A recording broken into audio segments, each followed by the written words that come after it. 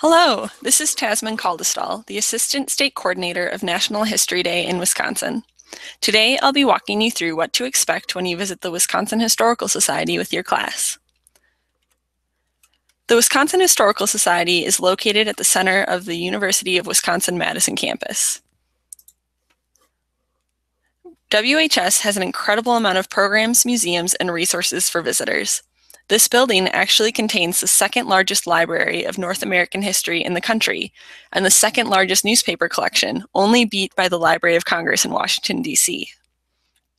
The society has been around a while. It was founded in 1846, before Wisconsin was even a state.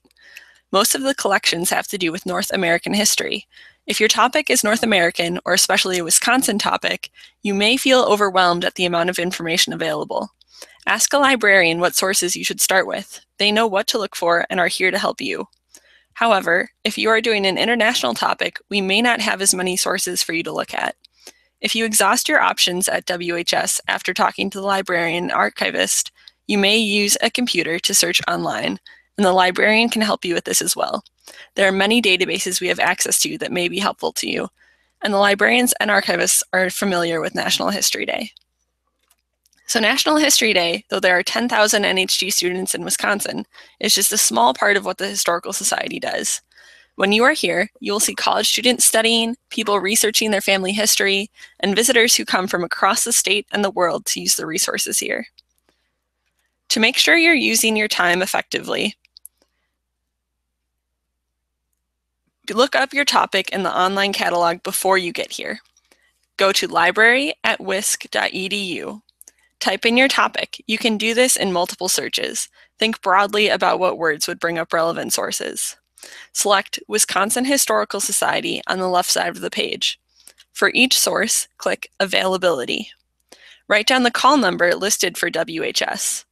Once at the library, a librarian or History Day staff member will help you find your book or resource based on this number.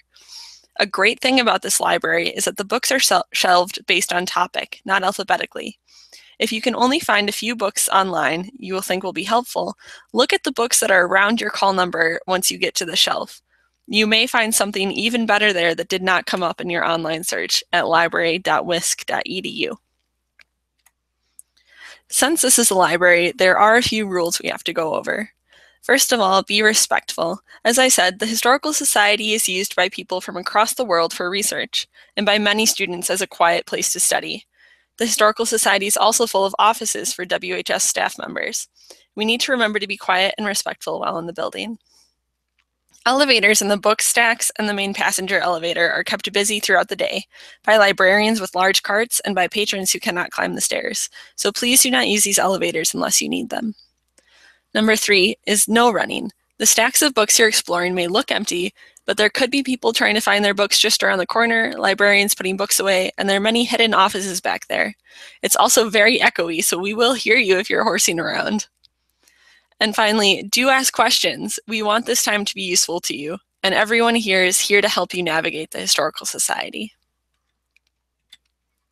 When you come to WHS, an NHG staff member will meet you in the first floor lobby and go over those guidelines with you.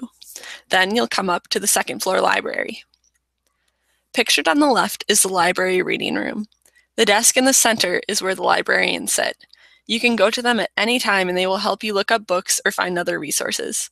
There's actually a sign on that desk that says, "I'm here to be bothered," and there are no stupid questions. They want to help you. Across from the desk in the back is the circulation desk. This is where you can return the books you are done with, or check them out if you talk to your teacher, or find help to find a book in the stacks. Behind the circulation desk is the microfilm room. This room has many tables and is probably where we will have our home base. After you meet on the first floor, we will stop in this room for you to drop off your things before you start your tour. After you drop your stuff off, a librarian will give you a brief tour of the library, starting in the library reading room. No food is allowed in the library, so please do not eat here or in the microfilm room where your stuff is. We will look in the stacks, and you will be able to explore with some call numbers you have looked up later. The librarians will explain how the call number system works and give you a small tour of the stacks.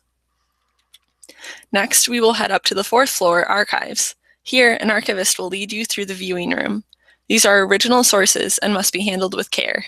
No food or drink is allowed in this room, and you must bring a pencil if you're going to take notes while you look at these sources. The archivist will have already pulled out sources for you to look at, but can help you find more if you find something online that you think will be helpful. Taking good notes or pictures will not help you if you cannot cite the source they come from for your project.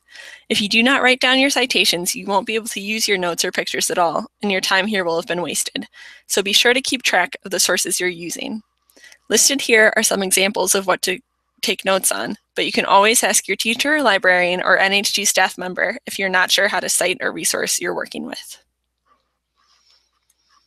Your time at the Historical Society is limited, so some tips are, be sure not to spend too much time in just the archives or the library. If you have a whole box of material in the archives, it may be best to take pictures of important pages to read later, instead of taking notes on every source in your archives box. However, if you aren't sure what specifically you're going to talk about in your topic, start with broader books in the library. Those may help you narrow your sources down, and then the archives will be able to get you more specific resources. If you find a book that you want more time with, you can ask your school or local public librarian to get the books from the Historical Society for you through an interlibrary loan. Our library will send your requested books to your library, and you can send it back the same way. But make sure to talk to your librarian about how to return the book on time, as there's a large fine for Historical Society books returned late. The Wisconsin Historical Society is open to everyone, and you are always welcome to come back and visit the library and archives outside of school. The hours are listed here, but be sure to check wisconsinhistory.org for more specific hours and closures, especially around holidays and the end of the university term. Thank you for watching. We can't wait to see you here.